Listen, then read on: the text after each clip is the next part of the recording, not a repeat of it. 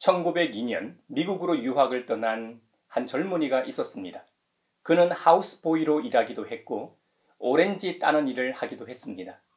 하지만 재미 한인들이 미국 현지에서 무시당하고 있는 생활상을 보고 유학을 뒤로 미루고 그들을 계몽하고 단결하는 한인 친목회를 조직하고 교민사회운동을 했습니다. 결국 그렇게 시작한 일이 커져 결국 유학을 하지 못했습니다. 반면 비슷한 연배에 비슷한 시기에 유학을 갔던 이승만은 미국 정계의 등용문과도 같은 조지 워싱턴 대학과 하버드 그리고 프린스턴을 나온 인재가 됩니다.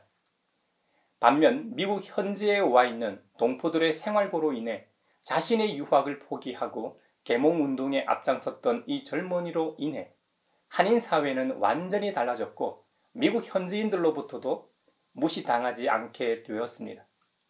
이 공을 인정해 1991년 로스앤젤레스시에서 한국의 지도자를 기리기 위해 대한인국민회관의 앞길을 그 젊은이의 이름을 딴 거리로 지정했습니다. 그 젊은이가 바로 도산 안창호입니다. 도산은 제가 근현대사에서 가장 존경하는 인물이기도 합니다. LA 근교 리버사이드 카운티에는 간디와 마틴 루터킹 목사와 안창호 3명의 동상이 서 있습니다. 안창호 선생은 리버사이드에 정착해서 그곳에서 이주 노동자들과 함께 허름한 작업복을 입고 오렌지를 따고 사탕수수를 수확하며 생활비를 벌며 살았습니다. 그는 이렇게 말했습니다. 오렌지 한 개를 정성껏 따는 것이 나라를 위하는 것입니다. 남가주, LA, 샌프란시스코, 멕시코 그리고 하와이에 있는 한인 사회를 통해 독립운동 자금을 모금하였습니다. 이 돈이 없었으면 상해 임시정부 청사도 구입하지 못했을 것이고 중국에서의 독립운동도 차질을 입었을 겁니다. 120년 전에 독립자금을 보낸 이들의 돈은 그들의 생명이었습니다.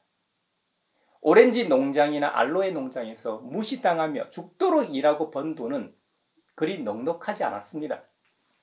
지금 한국 사회에 와서 일하며 무시당하고 저임금으로 일하는 외국인 근로자들과 비교해도 비교할 수 없을 정도의 상황이었고 저임금이었습니다.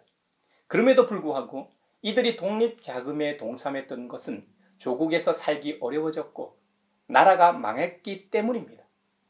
사실 나라도 망했는데 굳이 말리나 떨어져 있는 곳에서 자신들도 살아가기 굉장히 어려운 상황에서 온갖 인종차별과 고된 노동을 견디고 피땀 흘려 번 월급의 50% 이상을 왜 독립자금으로 내놓았을까요? 이들이야말로 진정한 애국자들입니다. 안창호 선생의 연설을 들은 이들이 정말 어려운 삶이었지만 생명 같은 돈을 내놓았던 것이죠. 그로 인해 김구나 이승만 같은 분들이 독립운동을 할 수 있었습니다. 교육가였던 안창호 선생이라는 분이 앞으로의 대한민국을 꿈꾸며 준비하지 않았다면 감히 말씀드리지만 한국에는 정신이 없을 겁니다. 물론 안창호 선생의 제자로서 한때는 그의 뜻을 따랐던 이광수, 김성수, 최남성 등이 말년에 친일파로 변절하긴 했지만 결국 대한독립이 이루어지지 않았습니까? 이광수, 최남수는 홍명희와 더불어 구한말 조선의 3대 천재들로 불렸던 인물들입니다. 이렇게 똑똑한 사람들이 그렇게 훌륭한 스승을 뒀음에도 불구하고 그 누구보다 격렬하게 친일 행위를 했습니다. 우리 예수님의 제자 가룟 유다를 보면 이해가 가기도 합니다. 일본 제국이 제2차 세계대전에서 패했기 때문에 독립은 맞았겠죠. 하지만 자주성이라고는 찾아볼 수 없었을 겁니다. 지금도 이 나라는 적지 않은 기득권층의 친일 세력이라 대놓고 친일 행각을 벌이고 있지 않습니까?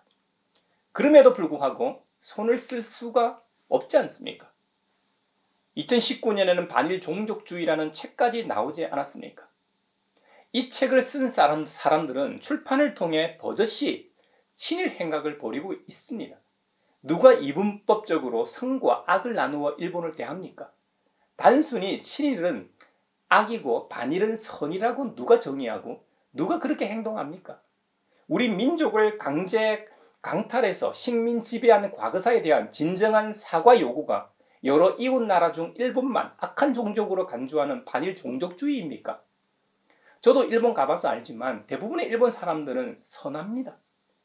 그들을 선동하고 현실 정치에는 무관심하게 만드는 일부 세력들이 문제죠. 우리나라 사람들이 일본으로 관광을 가면 일본 사람들이 무시하지 않습니다. 오히려 와서 돈을 쓰고 가니 좋아합니다. 그건 우리나라도 마찬가지입니다. 축구와 같이 국가 대항전 때는 승부를 내야 하고 다른 나라에 비해 지면 마음이 더 불편한 것뿐입니다. 이런 관계는 우리나라와 일본 외에도 세계적으로 많습니다. 우리는 그런 관계를 존중하고 인정합니다. 왜요? 과거사로부터 이어져 온 것이기 때문입니다. 그건 단절할 수 없는 것입니다.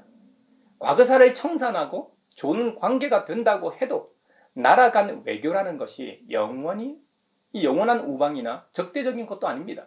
그때그때마다 생명체처럼 상황에 따라 달라지는 것입니다. 일제강점기 때 한반도를 강탈한 일본 제국보다 그들의 손과 발이 되어 같은 동족을 핍박하고 말살한 이들이 더 미운데 그들의 후예들이 지금도 설치고 다닌다는 사실이 개탄스러워 독립자금 얘기를 하다 이야기가 길어졌습니다. 저는 하나님께서 이 민족을 위해 도산 안창호 선생 같은 유교를 신봉하던 사람을 전도하여 하나님의 백성이 되게 하셨다고 믿습니다. 안창호에게 전수된 그리스도교 사상은 그로 하여금 대한제국이 아니라 만백성이 하나님 앞에서 평등함을 일깨웠고 그로 인해 임시상해 정부와 같은 망명정부에서 지향한 방향은 망국이 된 왕과 왕족 그리고 사대부들을 위한 나라가 아니라 만백성이 모두가 평등한 주권을 가진 나라를 꿈꾸게 했던 것이죠. 이 일을 위해 안창호는 독립자금을 모금하고 교육을 통해 사람들을 일깨우고 계몽했던 것입니다. 그래서 그의 영향을 받은 많은 사람들이 독립운동에 헌신했습니다. 성경에도 보면 안창호와 비슷한 사례가 있습니다. 안창호는 백성으로서 자신이 속한 나라가 망하자 그 나라를 다시 살리고자 애를 썼다면 성경에 나오는 요셉은 자신이 노예가 되어 죽을 지경이었지만 살아남아 훗날 자신을 팔아는 넘긴 형제들을 비롯해 가족은 물론 훗날 이스라엘 백성들을 위한 토대를 마련하게 됩니다. 이런 점에서 안창호와 비슷한 사례라는 것이죠. 일제강점기 때 친일 행각을 벌인 사람들은 어쩌면 살기 위해서 그랬는지도 모릅니다. 하지만 대부분의 친일 행각은 살기 위해서라기보다 기회주의자들의 핑계입니다. 그들과 그들 자녀들의 많은 경우가 지금까지도 사죄하거나 과거를 반성하지 않고 그럴 수밖에 없었다고 항변합니다. 반면 요셉은 친형들에 의해 노예로 팔렸습니다. 물론 아버지 야곱의 편애로 인해 그 분함을 요셉에게 돌렸지만 결국 형들도 요셉만 유독 예뻐하시는 야곱에 대한 반항이 요셉에게 향했던 것이죠. 그래서 실제로 처음에는 요셉을 자신들의 손으로 죽이려고 했습니다. 다행히 큰형 르우벤의 설득으로 생명만을 해하지 않았습니다. 그나마 친형제 간에 피를 안 본 것은 불행 중 다행이라 생각합니다.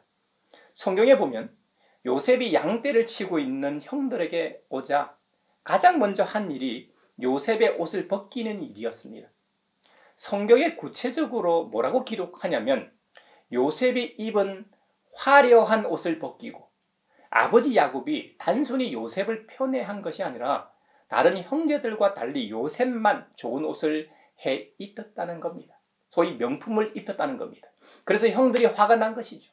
야곱은 분명히 차별했습니다. 이것은 나쁜 것입니다. 그로 인해 자신의 가장 사랑하는 아들을 잃게 되죠. 야곱의 행위는 분명 지탄을 받아 마땅합니다. 그렇다고 해서 형들의 행위가 정당화될 수는 없습니다. 항상 문제는 무력입니다. 요한일서 2장 16절에서 뭐라고 경고합니까? 육체의 욕망과 눈의 욕망과 세상 살림에 대한 자랑은 모두 하늘 아버지에게서 온 것이 아니라 세상에서 온 것이라고 지적합니다. 우리가 육신을 입고 세상에서 살아가는 동안에는 항상 이런 물질적인 것들이 우리와 함께 합니다. 그렇기 때문에 이런 물질적인 것 때문에 넘어집니다. 하지만 성경은 경고합니다. 이 세상도 사라지고 이 세상의 욕망도 사라진다고 합니다. 하지만 하나님의 뜻대로 사는 사람만이, 하나님의 말씀대로 행하는 사람만이 영원히 남는다고 합니다. 주님은 사도 바울을 통해 돈을 사랑함이 일만 악의 뿌리가 된다고 경고하셨습니다. 여기서 돈을 사랑하지 말라는 의미는 돈을 미워하라는 말이 아닙니다. 돈의 노예가 되지 말라는 의미입니다. 돈이 없으면 선교도 못합니다. 선교사를 파송할 수가 없습니다. 교회가 지역 사회를 위해 구제하고 돕는 일도 못합니다. 돈은 분명 매우 중요합니다. 돈은 수단으로서 통화입니다. 하지만 주체가 아닙니다. 그런데 있는 바를 족하게 여기지 못하면 돈을 사랑하는 정도가 아니라 돈이 목표가 되고 돈만 추구하게 됩니다. 결국에는 돈이 나를 삼키고 맙니다. 내 눈을 멀게 합니다. 그렇기 때문에 돈의 노예가 된다고 하는 것입니다. 돈만 추구하는 사람은 그 가진 것을 자랑하게 되어 있습니다. 자랑하다 보면 자연스레 교만하게 되지요. 그러니 부모고 형제고 뭐 다 필요 없게 됩니다. 요셉의 형들이 요셉을 만나자마자 그의 화려한 옷을 벗겼다는 것은 그들이 물질에 사로잡혀 있었기 때문입니다. 또 다른 증거는 형 유다가 한 말에 있습니다.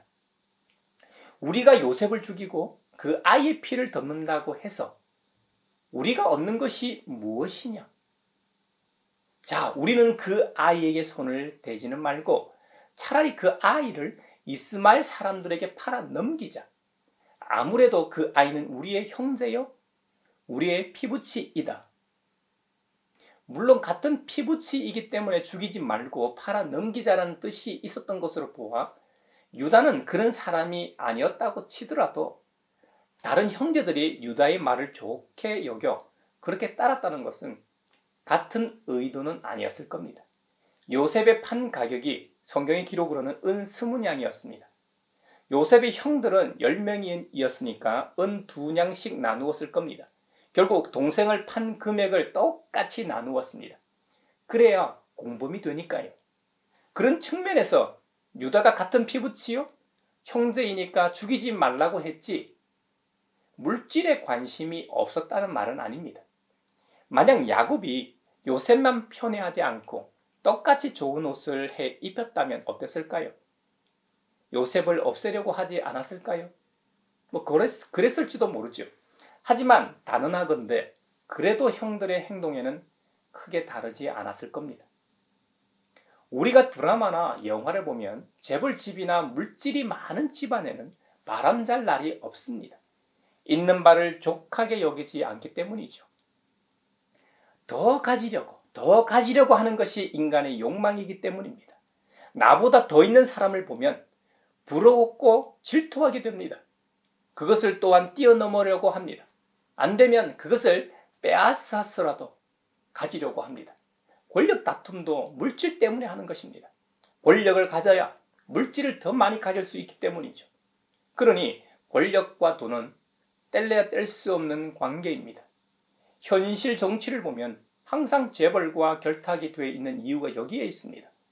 재벌가에서 형제가 여러 명이라도 후계자가 정해져도 언제든지 그 자리를 뺏으려는 움직임이 있죠. 그 후계 구도 주위에 이 파리들이 모여드는 이유 또한 같은 것입니다. 세상 사람들은 물질을 추구하며 살아갑니다. 반면 그리스도인은 그렇게 살면 안 됩니다. 로마서 10장에서는 이렇게 말합니다. 하나님께서 모세에게 율법을 주셨을 당시 사람들은 율법을 따라 행하는 사람만 살 수 있었습니다. 그러나 예수님이 오신 이후로는 믿음으로 사는 자만이 진짜 살게 되었습니다. 우리 그리스도인들은 우리의 입술로 예수님을 주님으로 고백하는 자들입니다.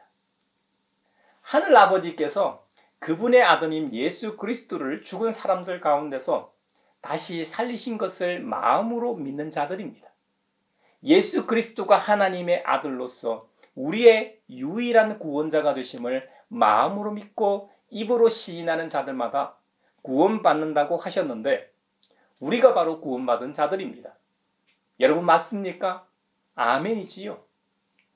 그래서 우리는 세상 사람들처럼 세상에 존재하는 육체의 욕망과 눈의 욕망과 세상 살림에 대한 자랑을 추구하지 않습니다. 물론 우리도 육체의 장막을 입고 있고 이 땅에서 살아가는 존재이기 때문에 그것으로부터 자유로울 수는 없습니다만 그것을 제일로 여기며 그것만을 추구하며 살아가지는 않습니다. 한강을 끼고 강남이나 이 강북 소위 이 수십억에서 수백억이 넘는 아파트나 빌라가 즐비합니다. 그런 집을 소개하는 유튜브 영상은 수십만에서 100만 이상 조회수를 넘깁니다. 그만큼 사람들의 관심이 많다는 것이지요. 또 서점에서 항상 베스트셀러나 이 잘 팔리는 책 종류를 보면 처세술이나 성공 관련 책들이 항상 상위에 있습니다. 그만큼 이 사회가 육체의 욕망과 눈의 욕망과 세상 살림에 대한 자랑에 관심이 많다는 것을 보여주는 지표입니다. 우리 그리스도인들은 구원받은 자로서 이 땅의 풍성함보다 하늘의 은혜와 풍성함을 추구하며 사는 자들입니다. 하늘의 신령한 은총을 추구하며 만족하며 사는 자들입니다. 혹 우리에게 물질이 많다고 하면 그것을 나누어 더불어 잘 살 생각을 하는 존재가 바로 우리 그리스도인들입니다. 그것을 잘 보여주는 사례가 예루살렘 초대교회입니다. 그들이 자신의 소유를 가져와 필요에 따라 함께 공유했습니다. 그 이유가 무엇입니까? 그들의 관심은 하늘나라에 있었기 때문입니다. 잠깐 머물며 사는 이 땅의 것을 욕심내지 않았기 때문입니다. 그러므로 우리도 우리의 영원한 표대가 되시는 예수 그리스도를 향하여 목표를 정하고 살아가야 하겠습니다. 왜 우리가 전도합니까? 교회 빈자리 더 채우고자 복음을 전하는 것이 아닙니다. 우리와 같은 하늘 시민을 찾는 것입니다. 물질의 노예에서 해방되어 진정한 자유함을 누리게 하기 위함입니다. 그리스도 안에 있는 자유가 무엇인지 깨닫게 하기 위해서입니다. 우리는 오직 예수 그리스도, 그분 한 분에게만 사로잡혀 사는 자들입니다. 그분에게만 진정한 자유함이 있습니다. 주님에게만 참 기쁨이 있습니다. 예수님 안에서만 참 행복이 있습니다. 그래서 우리가 전도도 하고 먼 타국까지 가서 선교도 하는 것입니다. 그래서 성경은 기쁜 소식을 전하는 이들의 발걸음이 얼마나 아름다우냐고 하고 이 노래했던 것입니다. 저와 여러분도 기쁜 소식을 전하는 아름다운 발걸음이 되길 축원합니다.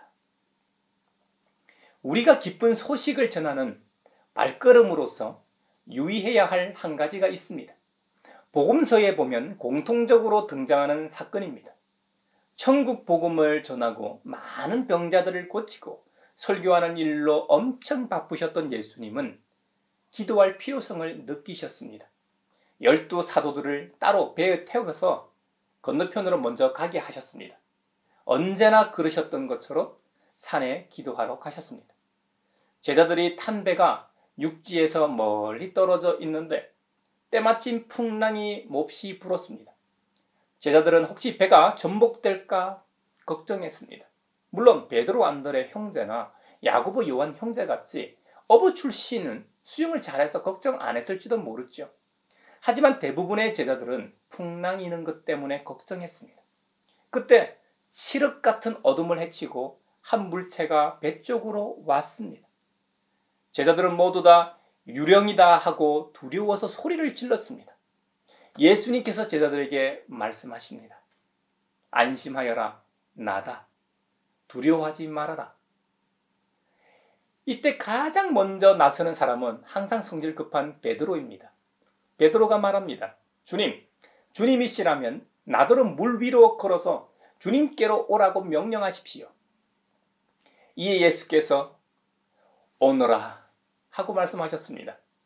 주님의 말씀이 떨어지자마자 베드로는 실제로 배에서 내려 물 위로 걷기 시작했습니다. 얼마나 신이 났을까요? 중앙아메리카에 사는 바실리스크 도마뱀이란 게 있는데 이 바실리스크 도마뱀은 실제로 물 위를 달려갑니다. 동물의 왕국 같은 영상을 보면 바실리스크 도마뱀은 1초에 20번 정도 발길질을 할 수 있습니다. 과학적 원리를 보면 물 위의 표면 장력 때문에 물에 빠지지 않고 달릴 수 있다고 합니다. 그러니까 발이 물에 빠지기 전에 빼고 다른 발을 물 위에 딛는 원리인 것이죠. 바닥에 떨어뜨린 이 물방울이 동글동글 맺히는 것도 이 표면 장력 때문이라고 합니다. 베드로는 이 표면 장력에다 바실리스크 도마뱀처럼 최소 1초에 20번 이상 발길질을 하고 걷지 않았습니다. 오직 초자연적으로 주님의 은총으로 걸었습니다. 그런데 주님의 은총으로 걷던 베드로가 그만 거센 바람이 불어 물결이 치는 것을 보고 무서움에 사로잡혀 물에 빠졌습니다. 베드로는 주님의 이름을 부르며 살려달라고 외칩니다. 이에 예수님께서는 먼저 손을 내밀어서 베드로를 붙잡고 말씀하십니다. 믿음이 적은 사람아, 왜 의심하였느냐? 베드로가 물에 빠진 것은 믿음의 문제였습니다. 예수님만 바라보고 걸어갈 때는 말도 안 되는 기적의 중심에 있었습니다. 하지만 주님을 바라보지 않고 환경을 봤을 때는 그만 넘어지고 말았습니다. 우리가 구원받은 자로서 천국 복음을 전하며 살아갑니다. 우리가 기쁜 소식을 전하는 발걸음이 되어 전도도 하고 구제도 하고 선교도 합니다. 그 말은 교회 안에서 하는 신앙생활뿐만 아니라 가정이나 직장이나 학교, 사회에서 그리고 타국까지 가서 선교하는 모든 일은 분명히 믿음으로 시작한 일일 겁니다. 하지만 그 일을 시작하게 하신 주님을 바라보지 않을 때는 언제든지 넘어질 수 있다는 것을 시사합니다. 우리가 신앙생활을 하다 시험을 만나거나 넘어질 때는 주님을 바라보지 않는 우리의 믿음 때문임을 자각합시다. 우리가 천국 시민으로서 세상에서 살아가지만 우리의 시선은 항상 예수 그리스도, 우리 주님을 바라보아야 함을 기억합시다. 그럴 때 우리는 하늘의 신령한 은총으로 충만한 가운데 이 세상을 살 수 있습니다. 무엇보다 우리 가양교회가 오직 주님만 바라보는 교회 공동체이길 축원합니다. 사랑하는 형제자매 여러분의 가정이 오직 주님만 바라보는 가정이길 축원합니다. 이번 한 주간도 오직 주님만 바라보며 주님과 함께 동행하는 은총의 시간이 되시길 축원합니다.